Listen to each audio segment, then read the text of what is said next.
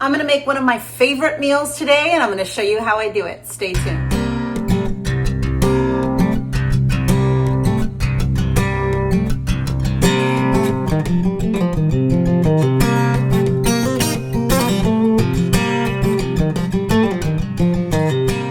Hey everybody, welcome back to my channel. Today, I'm gonna show you one of my favorite meals to make. Now, I usually kind of get into a groove of certain meals. Like I had my Mexi bowl for like a month, like every day. Like there's certain foods that I just cannot get enough of until I do, and then I move on to something new. Well, let me tell you how I stumbled upon this meal. I went to H-E-B one day to kind of look around in the meat aisle, trying to figure out what new things I want to get. And I saw a package of pork. It looked like either scraps of pork or maybe chopped up pork chops. I wasn't exactly sure, but I just noticed that it was a big pack of chunks of pork and it was like $5. And I was like, whoa, this is a lot of meat for very little cost. So let me try it and get it. And I don't even remember where I even saw this method of cooking pork. I think maybe somebody had mentioned, oh, you know what? I think my husband does the pork ribs and we cover it in the yellow mustard. And so when I got this pork, I was like, ooh, that's what I'm gonna do. I'm going to make my own little like shake and bake kind of thing where I get a Ziploc bag, I put the chunks of the pork in, and then I put some seasonings, some salt, some garlic, some yellow mustard, and I've recently started adding like splashes of the Worcestershire sauce.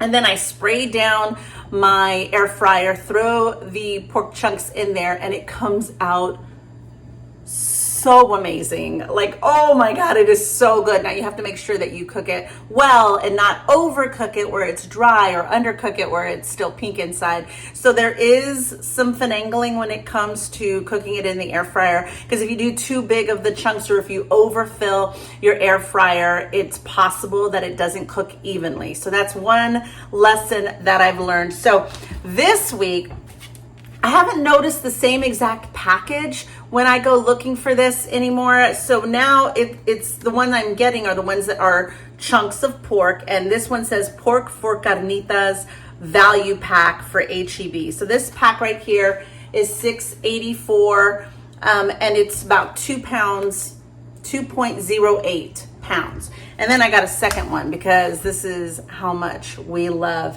This one is 1.82 and it's $5.99. And you see how fatty it is? Like this is what makes it so amazing. Like, oh my God, it is so delicious. I mean, they're all pretty fatty. So what I'll do is I open this up and I cut the pieces down into kind of bite size, not tiny, but kind of just chunks and make sure that they're all kind of equal and they're not like big huge chunks. And then I put it in my Ziploc bag where I'll add all of the seasonings in. So I'm going to show you, we're going to make it. My meal that I'm going to make it with, because what I love to do is make these in the air fryer and then pair it with some eggs. I went to Sam's this weekend and make sure to get a lot of eggs. So I got these pasture raised eggs at Sam's. I'm probably gonna do about 3 eggs. I'm probably gonna cook them in Kerrygold butter, and then I'm gonna give you the macros of that meal. I mean, to be honest with you, I've been doing OMAD and kind of a carnivore way of eating. An OMAD, especially when I eat a fatty meal like that, it usually keeps me full. So I'm pretty much sure that this is going to be my one meal. So I've got to make sure I try to hit my protein, which is going to be hard to do unless I eat this entire pack, which, you know, if I want to, if I can, I will.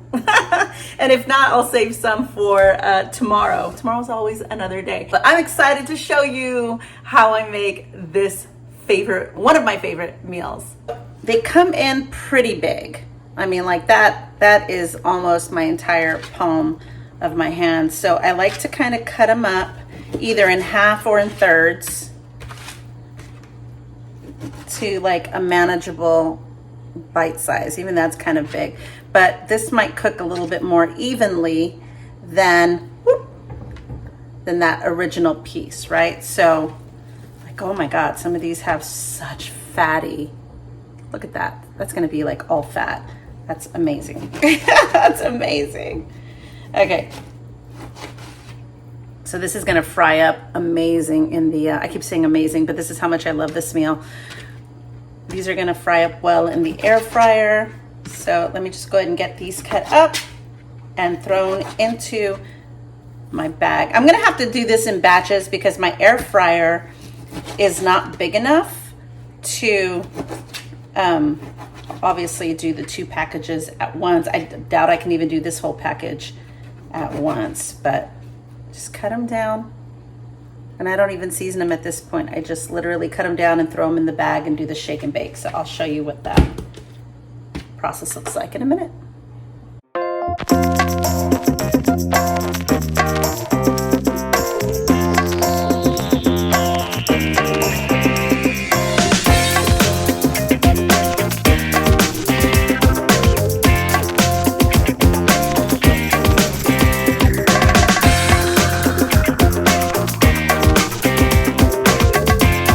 All right, so I've got about 4 pounds of the pork, the carnitas in here. So let's add the seasoning.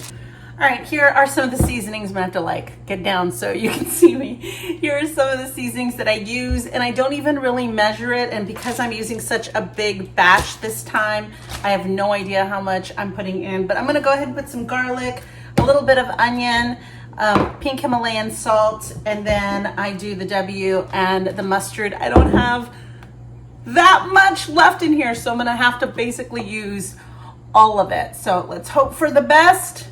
We're gonna let it all come out and then see how it turns out.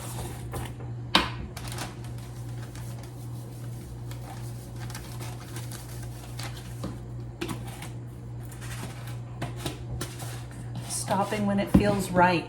You know what I mean? I never claimed to be a cook, right? All of my other videos, I've always said I don't claim to be a cook. And this is like not even the dotted side. This is like the big side. So let's see.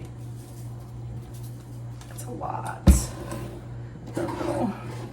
Let's hope for the best. It never has come out wrong. Let me just say that. It's never come out bad. So let me just put enough salt. I hope it doesn't come out too salty because I can end up being a little heavy-handed with the salt.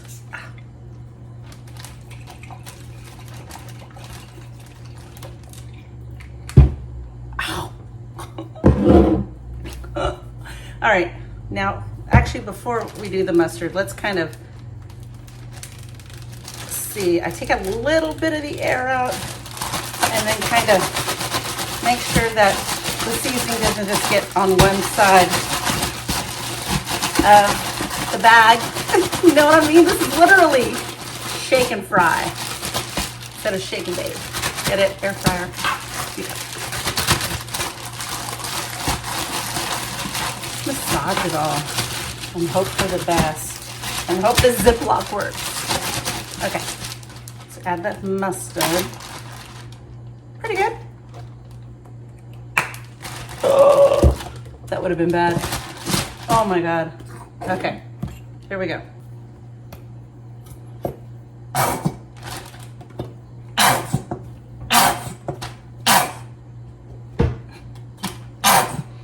Okay, I think I got every drop out of this bottle. I think this recipe is single-handedly the reason why we go through so much yellow mustard. But I'm not mad at it. I think that's it. Okay, so we're gonna hope that the zipper works. Got a little bit of the air, not a lot. That doesn't look like it worked. Hold on. And then we're gonna give it another shake and hope for the best. And we massage it through. We make sure that the mustard goes everywhere. And hope I had enough mustard. Dang it, I just went to the store yesterday. Doesn't that always happen? It's like you make a list, you get everything and then some, and you come home and you're like, oh my God, I need one more thing. That's me every single time I go to the store. All right. I'm gonna cut here so I can shake this baby up.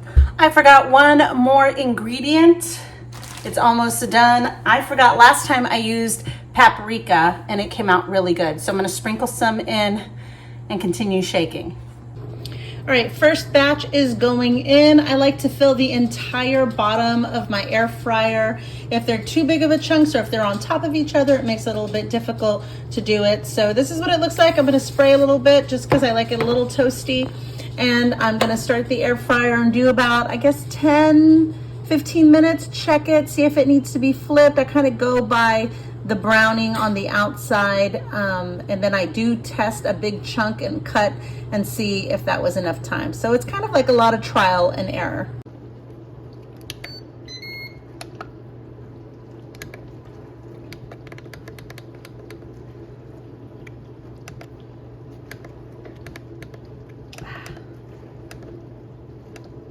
Let's do 15 minutes.